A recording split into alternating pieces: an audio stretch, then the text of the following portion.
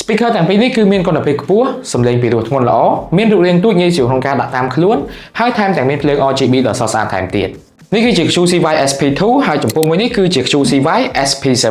ដែល speaker ទាំងពីរនេះគឺមានមុខងារស្រដៀងគ្នាហើយវាល្អបំផុតសម្រាប់អ្នកដែលចូលចិត្តស្ដាប់ចម្រៀងជាប្រចាំថ្ងៃគុណភាពសំឡេងចេញពី speaker ទាំងពីរនេះគឺឃើញថាបុកបាសធ្ងន់ល្អពីរោះរណ្ដំអត់បែកសលេងទេ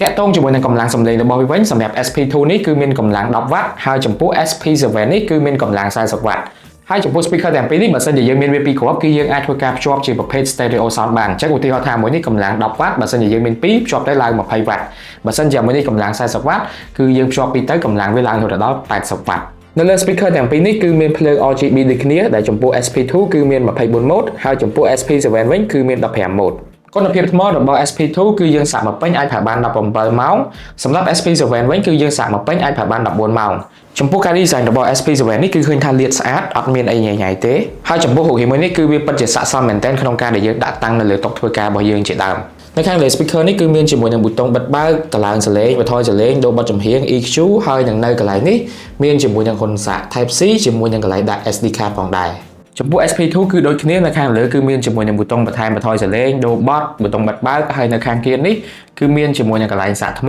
ហើយនឹងកន្លែងដាក់ micro SD card ហើយករណីដែលយើងចង់ធ្វើការ switch ពី SD card ទៅ Bluetooth អីគឺយើងអាចធ្វើការ double press នៅកន្លែងប៊ូតុងនេះទៅគឺជាការស្រេចហើយសម្រាប់ speaker ទាំងពីរនេះគឺប្រើប្រាស់ជាមួយនឹងរន្ធសាកថ្មប្រភេទ Type C ដែលយើងអាចធ្វើការសាកថ្មចូលយ៉ាងលឿនវាភ្ជាប់មកជាមួយនឹង Bluetooth 5.4 ដែលយើងអាចធ្វើការភ្ជាប់បាន device ចំនួន2ក្នុងពេលតែមួយធ្វើជា stereo sound បានយើងអាចធ្វើការប្រើប្រាស់ជាមួយនឹង app QCY ដែលវាផ្ដល់ភាពងាយស្រួលក្នុងការដែលយើងចង់កំណត់ option ណាមួយទៅតាមតម្រូវការរបស់យើងអញ្ចឹងនៅក្នុងនោះគឺយើងអាចធ្វើការចូលមក stereo bass enhancement ឬក៏យើងអាចធ្វើការ customize ទៅលើ EQ ទៅតាមតម្រូវការរបស់យើងហ្មងក៏បានដែរ